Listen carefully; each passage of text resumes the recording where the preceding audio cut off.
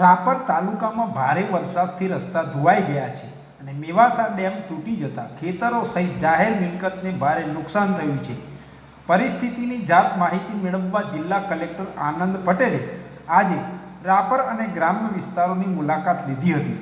મામલતદાર કચેરી ખાતે વિવિધ વિભાગોની બેઠક યોજી તાત્કાલિક રાહત કાર્ય માટે અધિકારીઓને કડક સૂચના આપવામાં આવી હતી। રાપર તાલુકાની મુલાકાત લેતા જિલ્લા કલેક્ટર આનંદ પટેલ વાગડ વિસ્તારના રાપર તાલુકામાં 20 ઇંચ વરસાદ પડતા અનેક જાહેર માલને નુકસાન થયું છે, જેમાં Samakhiyali Radhanpur national highway, Chitrod Rapar Dholavira national હાઈવેનો રોડ પણ ધોવાઈ ગયો છે। તો મેવાસા અને તથા અનેક ડેમોમાં વધારે પાણીથી ઓવરફ્લો થયા છે અને અનેક જગ્યાએ ડેમો તૂટી પણ ગયા છે। અનેક ખેતરો અને અન્ય જાહેર માલ મિલકતને ભારે નુકસાન થયું છે। તે અંગેની જાત માહિતી મેળવવા માટે આજે રાપર તાલુકાના ગ્રામ્ય વિસ્તારોની જિલ્લા કલેક્ટર આનંદ પટેલે અધિકારીઓ સાથે મુલાકાત લીધી હતી અને જાત માહિતી મેળવી હતી, જેમાં મેવાસા ડેમ તૂટી ગયો છે તે સ્થળ તથા ગાગોદર પાસે નેશનલ હાઈવેની મુલાકાત લઈ જાત માહિતી મેળવી હતી। ઉપરાંત રાપર મામલતદાર કચેરી ખાતે મહેસૂલ પંચાયત, પીજીવીસીએલ, માર્ગ અને મકાન વિભાગ, સિંચાઈ વિભાગ, નગરપાલિકા સહિતના તમામ વિભાગોના અધિકારીઓની એક બેઠક અને મિટિંગ પણ બોલાવી લીધી હતી। સ્પષ્ટ સૂચનાઓ પણ આપવામાં આવી કે તાત્કાલિક અસરથી આ કામગીરી પૂર્ણ કરવામાં આવે, ટીમો બનાવી અને કામે લગાડી દો।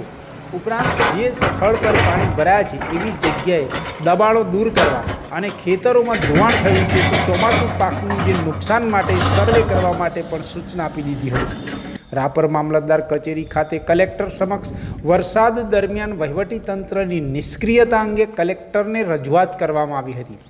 પોલીસ, નગરપાલિકા, માર્ગ અને મકાન વિભાગ અને નગરપાલિકા દ્વારા જો કામગીરી કરવામાં ન આવી હોય તો અનેક લોકોએ અને પશુઓના મોતને શરણે થયા હોત।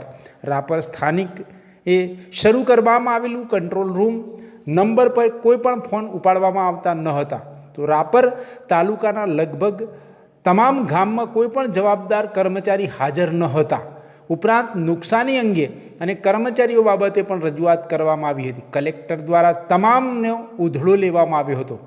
આ આગેવાનોએ તાત્કાલિક ધોરણે લોકોને રાહત પેકેજ અંગે પણ રજૂઆત કરી હતી।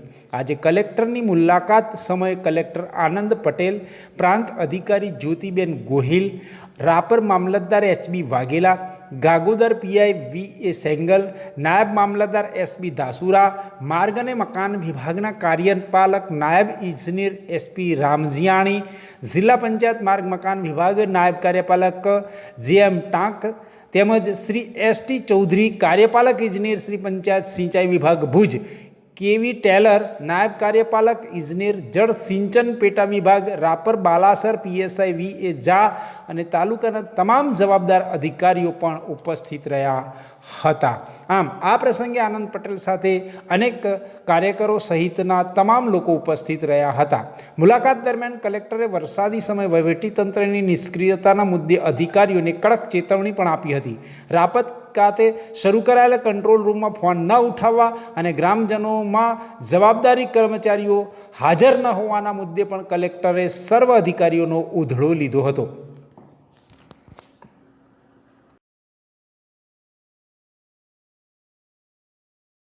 સર, હવે જે રાપર તાલુકામાં 20 ઇંચ જેટલો વરસાદ વરસ્યો છે અને રાપર તાલુકામાં અનેક માર્ગો તથા ચેકડેમોને જે નુકસાન થયું છે તથા ખેતીના પાકને જે નુકસાન થયું છે તે બાબતમાં આજે આપના મુલાકાત લેવામાં આવી છે, તો તે બાબતમાં આપનું શું કહેવું છે?